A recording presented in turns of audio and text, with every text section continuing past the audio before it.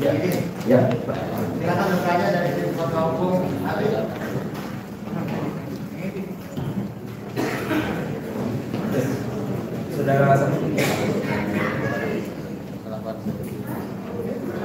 Saudara saksi saya tanya, saudara saksi, apakah saudara saksi pernah melihat video YouTube yang isinya itu terkait dengan perubahan yang dilaksanakan di Kabupaten Manado Bekasi? Benar ya, ya, saya sudah melihat itu video ini. Di situ disampaikan bahwa menurut pelapor bahwa Habib Bahar dalam ceramahnya itu menyampaikan ujaran kebohongan, juga membuat kegaduhan baik itu di media sosial ataupun di wilayah kenyataannya.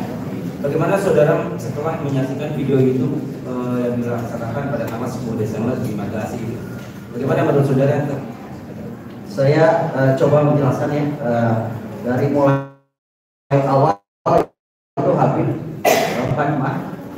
Habib menjelaskan tentang kitab-kitab, Habib menjelaskan tentang ilmu Islam, amal, Habib menjelaskan tentang kelahiran Rasul, Habib menjelaskan tentang rahmat dan karunia, Habib menjelaskan tentang malam-malam agung, yaitu Habib juga menjelaskan tentang bagaimana kita mencintai negara. Beberapa kali Habib menyatakan bahwa siap bela negara, siap bela bangsa, NKRI harga mati, Pancasila harga mati, Bhinneka Tunggal Ika harga mati, Undang-Undang 45 harga mati.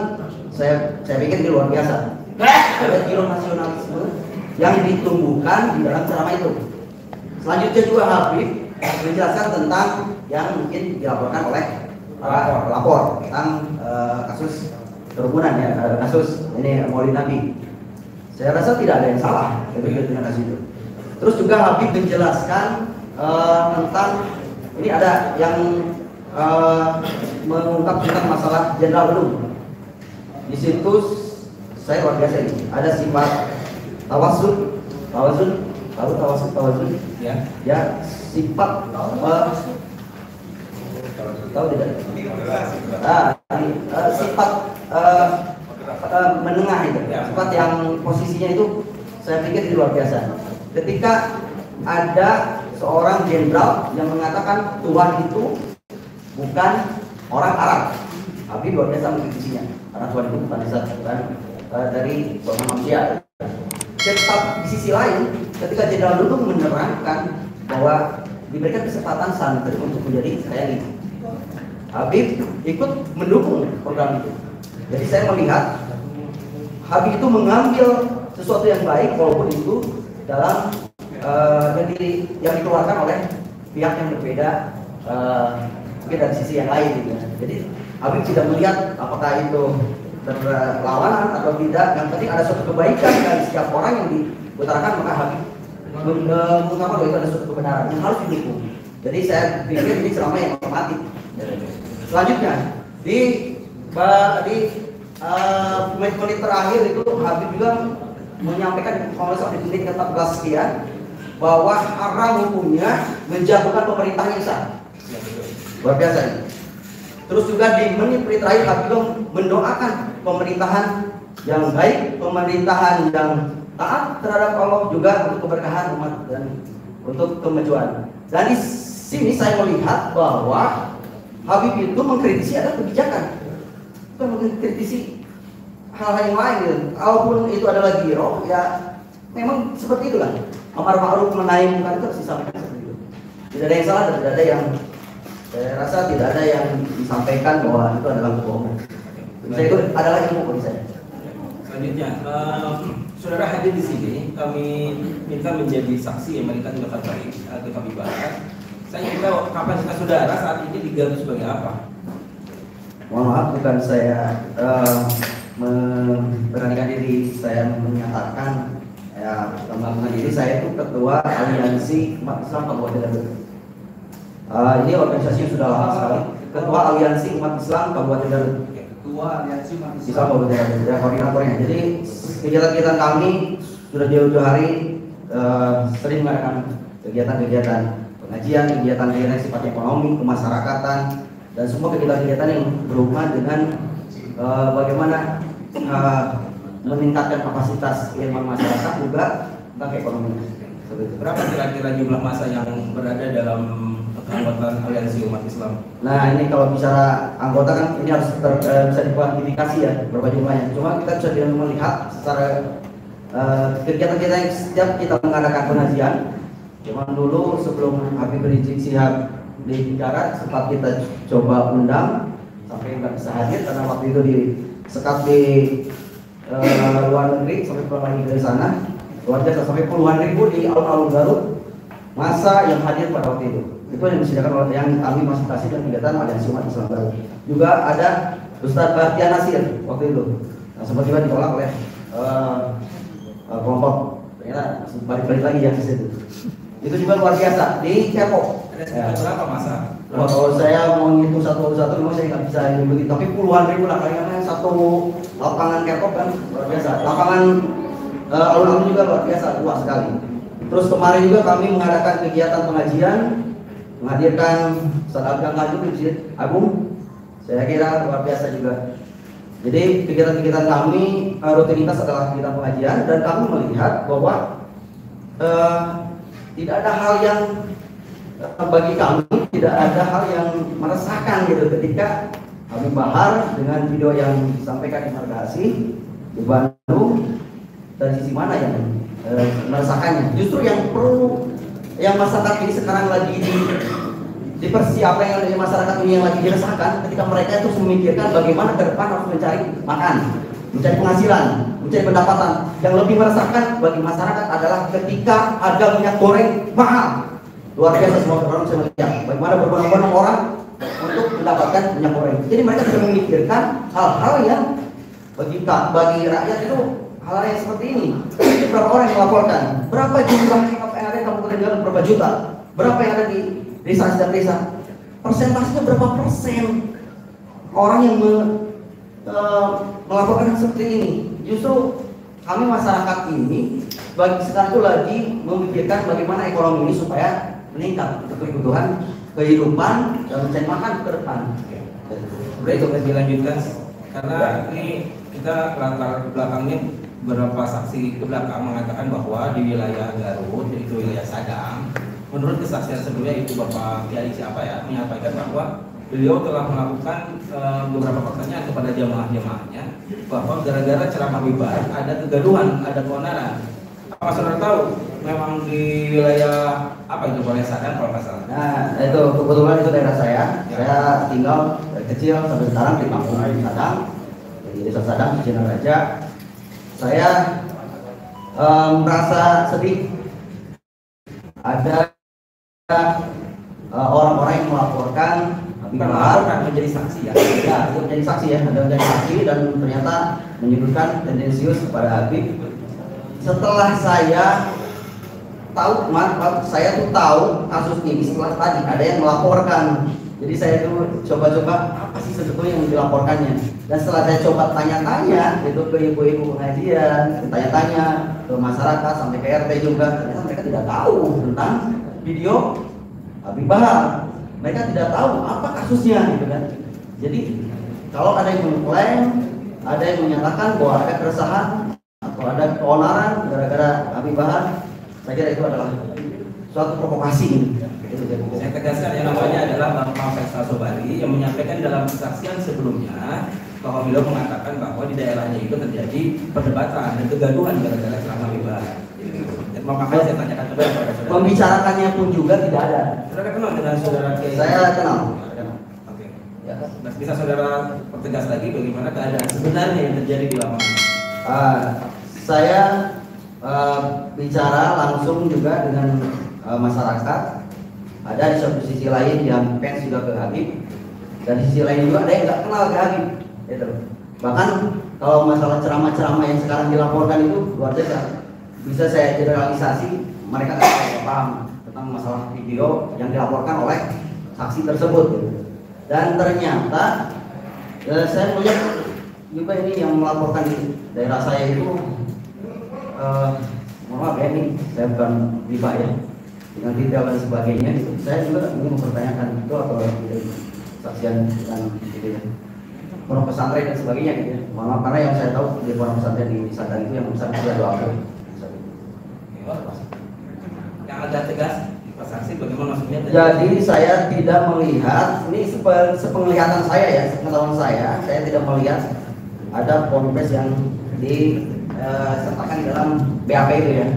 Ponpes apa gitu. Yang saya tahu di daerah saya di Sadang itu ponpesnya yang besar adalah ponpes Riyadul Alfiah. Riyadul Alfiah. Itu ponpes punya siapa? Jadi Syarif Jeddah. Jadi bukan itu kalau Faisal itu ponpes Asyifa atau Faisal saya kurang tahu di mana tempat dan lokasinya ini. Riyadul Alfiah ini pesantren apa? Pesantren paling besar. Besarnya di Khusus gitu. khusus Alfiah. Iya.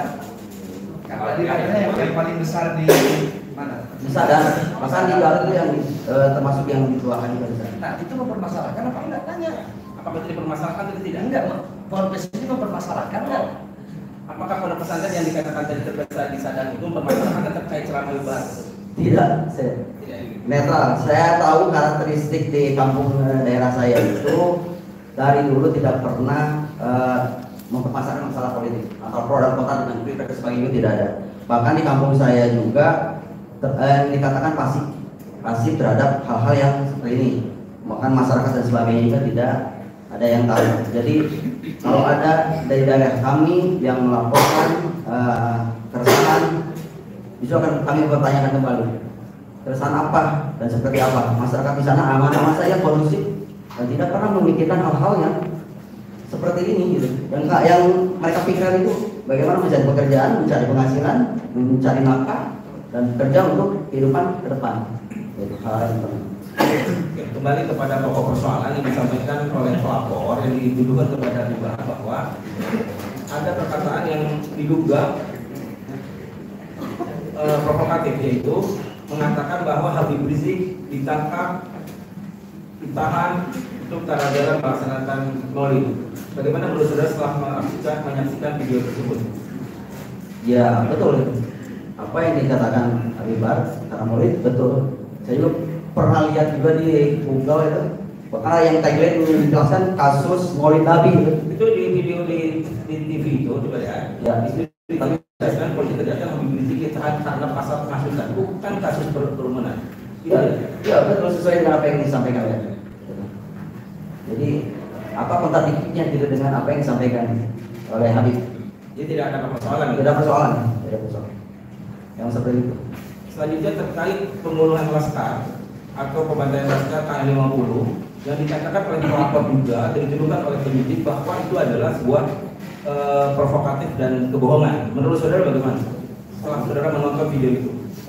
Ini masalah kasus KM50 itu kan rangkaian ya.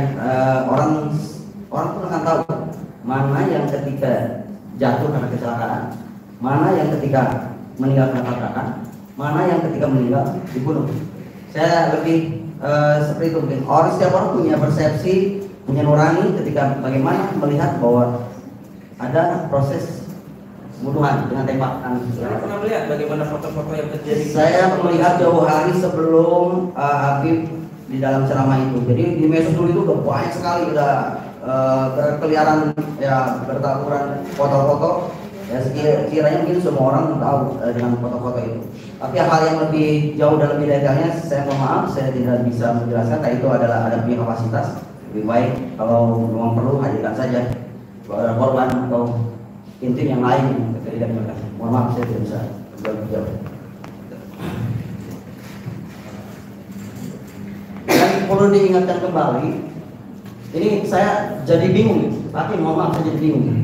Ketika saya melihat bahwa di Indonesia ini banyak para penista agama yang melecehkan agama, bagaimana kasus Denny Siregar yang sudah beberapa kali dilaporkan oleh santri yang ada di Tasik, tapi sampai sekarang tidak pernah diangkat kasusnya ke persidangan. Bagaimana dengan kasus Abu Janda yang sudah dilaporkan beberapa kali, tapi kenapa Habib yang begitu kecintaannya terhadap nasionalis, kecintaannya terhadap negara, NKRI Pancasila, yang luar biasa juga terhadap Islam, tapi ini saya kenapa? Saya sampai bingung Nggak pantas lah Habib ini di penjara. Yang yang ada Terima di kasih. Indonesia. Mohon maaf begitu. Saya itu bawa ini kalau saya memang biasa diorasi gitu. Mohon maaf ya. Ada lagi pertanyaannya?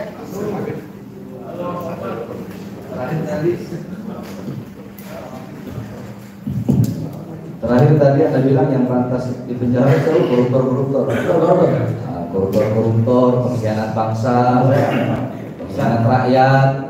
Mohon maaf Habib, jadi saya dan rakyat mungkin terwakili dengan apa yang diungkapkan Habib ya selama itu. Jadi rakyat yang sekarang posisi dalam kondisi ekonomi yang semakin ya terpuruk ini luar biasa. Jadi rakyat merasa bahwa ini ada yang menyampaikan apa jadi aspirasi rakyat. Jadi ini menunjukkan hero nasionalisme dan cintaan terhadap bangsa dan negara. Baik, terima kasih saksi saudara Agis. Baik. Anda tadi Ketua Aliansi Umat Islam Kabupaten Garut ya? Ya. Pertanyaan pertama, Anda tadi sempat bilang kalau Bahtiar Nasir, Ustadz Bahtiar Nasir ditolak. Ya. Itu kapan kejadian itu? Itu kejadian tahun 2000 belasan lah ya. Saya jadi kejadiannya itu Bukan, saya tidak tanya, saya tanya tahunnya kan. tahunnya itu 2000 setelah 2000 Perkiraan saja, kalau Anda lupa perkiraan aja. perkiraan ya 2019 lah 2019. Corona 17. oh 17 ya sebelum ini ya sedang dan 2017 2000 yang menolak siapa? Kan ini kan Anda yang undang nih ya. Yang menolak siapa dan alasan penolakannya apa? Nah ini yang saya juga kalau bicara ke sana lebih jauh ya memang ini Enggak, saya cuma tanya dua pertanyaan. Yang menolak siapa dan alasan penolakannya apa? Enggak usah berbicara terlalu jauh. yang menolak adalah NU PCNU PC? ya NU PCNU mana? NU Garut. NU Garut. Alasannya? Alasan penolakannya? Alasannya karena Ustadz Bahtiar Nasir dianggap ada hubungan dengan luar ISIS. Yang teroris lah gitu ya. Ya. Selanjutnya tadi Anda bilang yang meresahkan itu, ini saya cuma ngutip yang Anda sampaikan tadi. Yang minyak goreng mahal itu yang meresahkan, bukan ceramah Habib Bahar kan begitu ya. Apakah ada selain minyak goreng mahal yang meresahkan masyarakat? Ya, kalau Coba Anda sebutin aja, nggak apa-apa. Ini persidangan, sebutin aja. Apa yang meresahkan selain minyak goreng? Kalau pendapat Anda? yang meresahkan sekarang itu adalah bagi masyarakat susahnya mencari pekerjaan. Susah cari pekerjaan. Gitu kan. Juga Dua. melihat Tadi minyak goreng ya satu. Susah lah pekerjaan. Dua. terus BPJS sekarang itu BPJS apa? BPJS kan sekarang ada naikkan juga. Tiga. Terus juga sekarang premium yang ada di Kan semua bukan apa? Premium. Terus apa lagi? kan juga kan Nggak apa-apa sebutin. Kita ini negara demokrasi, bebas berpendapat. yang lebih parahnya lagi. Ada yang lebih parah lagi? Lebih lagi. Ini waktu itu kan kemarin menteri yang ternyata korup dana-dana bantuan untuk masyarakat. Ketika masyarakat menghadapi COVID yang luar biasa, ternyata korupsi oleh menterinya. Oh, benar.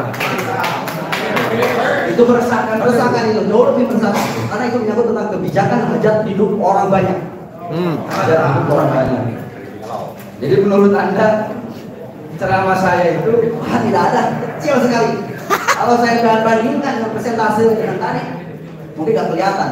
Harus di ujung pulau mungkin saya harus lihat. baik. Terus tadi Anda berkata bahwasanya ceramah saya Anda merasa terwakili dengan ceramah saya. Iya betul. Yang dimana Anda bilang tadi membela warga masyarakat merasa terwakili dengan ceramah saya membela rakyat. Betul sekali. Betul, terwakili.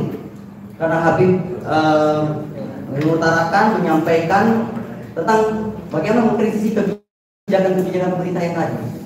Yang mana ya? Sebab ceramah saya ceramah mau mengutip Habib. ceramah saya yang bahas yang bela rakyat itu banyak ceramah saya. Kata-katanya yang mana?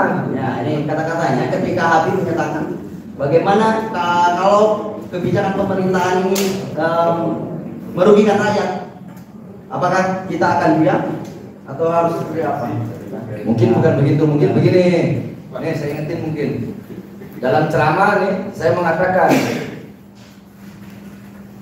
ya, kita haram melawan pemerintah yang sah. Yang kita lawan adalah kezolimannya. Kebijakan-kebijakan yang menguntungkan asing dan merugikan rakyat. Nah, itu betul sekali.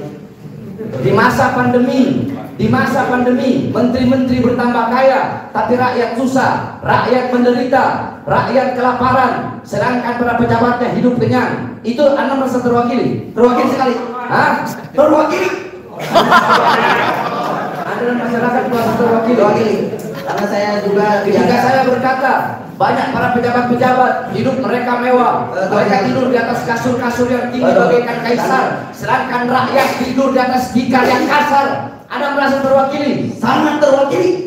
Ketika saya berkata BBM naik, semua naik, banyak yang naik, rakyat susah, rakyat mati kelaparan, banyak pengangguran, sedangkan banyak pemuda-pemuda pengangguran di Indonesia. Tapi kenapa tenaga kerja dari asing terus dikirim? Anda merasa terwakili? Sangat terwakili. Baik, terakhir. Anda bilang tadi merasa sedih. Ya, betul.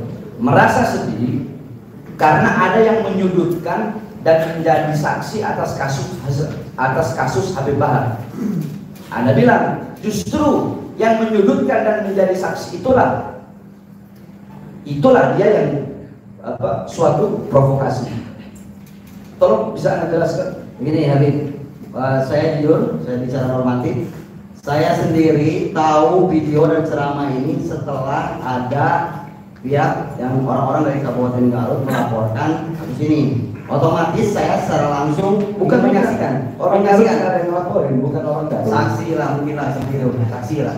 Dari saksi itu, jadi saya melihat bahwa orang nggak pernah bikin di YouTube gitu. Orang siapa yang buka-buka tentang YouTube juga ada berapa orang, siapa yang punya HP Android dan sebagainya juga. Saya kalau bisa dihitung dengan jumlah kan tidak banyak di daerah-daerah itu, di perkampungan itu. Terus juga orang tidak pernah memikirkan hal-hal yang seperti ini yang sudah saya tadi sampaikan. Justru ketika ada orang yang mengangkat dan membuat dan pelaporan seperti ini, masyarakat merasa, oh ngapain gitu. Ngapain lapor-laporin kayak gini, apa ya kok bikin ribut-ribut gitu. Orang-orang udah kondusif, adem, ayat, tidak ada masalah. Berarti saya ingin bertanya, ributnya, resahnya sesudah adanya pelaporan, sesudah adanya kesaksian dari Kiai Garut itu. Ya, Itu baru saya sendiri pendapat dan saya sendiri melihat bahwa kasus ini makin orang tahu karena memang ada yang melaporkan. Kalau sebelumnya kan jauh sekali yang tahu tentang kondisi laporan-laporan tentang selama ini. Jadi sekarang mulai meningkat, ada yang tahu itu karena memang sudah mulai beberapa kali ada laporan gitu, persidangan dan sebagainya.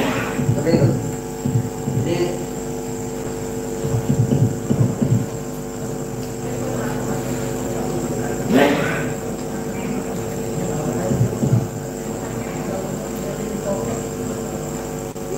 Jadi pada poinnya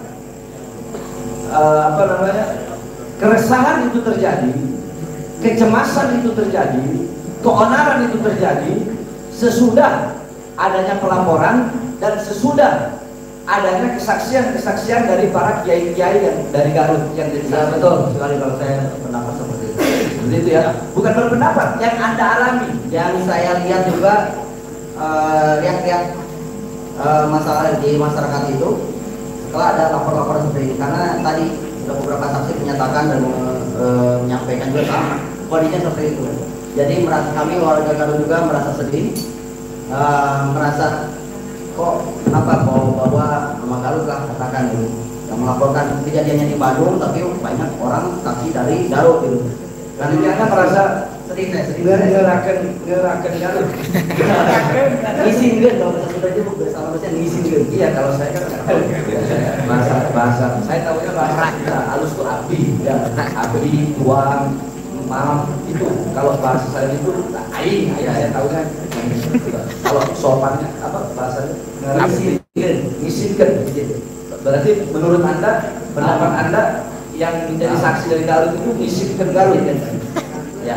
Di sini Garut ya, berarti sama seperti kesaksian yang tadi sebelumnya. Sama. Baik, terakhir, Anda bahas tadi pondok Riyadul Alfiyah. Yang kata Anda ini pondok paling besar, tidak mempermasalahkan. Maksudnya apa? Apakah begini? Apakah pondok yang besar aja kayak Riyadul Alfiyah di daerah mana? Sadang, daerah Sadang nggak permasalahin. Nah, siapa tuh? Ini yang di Sadang itu. Kayak gitu aja. Nah, ini kayaknya kalau ibarat kata mau ngomong nih, saya hanya memberinya aja, bukan mengarahkan Anda, tidak. Saya tidak mengarahkan. Dari hasil dari pembicaraan Anda, saya bisa menyimpulkan begini, yang nanti akan saya tanya. Berarti Ponpes Riyadul Alfiyah aja, istilahnya yang besar, yang paling besar di Sadang, tidak komentar apapun, pro enggak, kontra enggak. Nah, itu maksudnya seperti itu. Tidak mempermasalahkan. Nah, ini kok Ponpes yang ibaratnya lebih kecil daripada Riyadul Alfiyah kok malah mempermasalahkan gitu kan? Iya betul. Jadi saya bicara melihat bahwa Ponpes besar saja tidak menjadi saksi. Ya gitu kan, seperti itu. Mohon maaf, tolong dicek kembali Ponpes Asipa yang menurut Mang Faisal gitu, betul atau tidak di sana? Saya sebenarnya saya tidak pernah melihat ada Ponpes Asipa. Baik, cukup dan benar. Kalau mungkin madrasah dan sebagainya saya kurang tahu juga ya. Pesantren gaib. Saya tahu Ponpes mungkin yang ada di Kemenang, bisa dicek aja di website Kemenang, yang ada di Sadang, yang ada di Aduan. Ya, dari ini Kosovo kan. Saudara tidak bertanya. Gaib. Silakan bertanya. Ada keberatan kata? Ada keberatan? Tidak ada.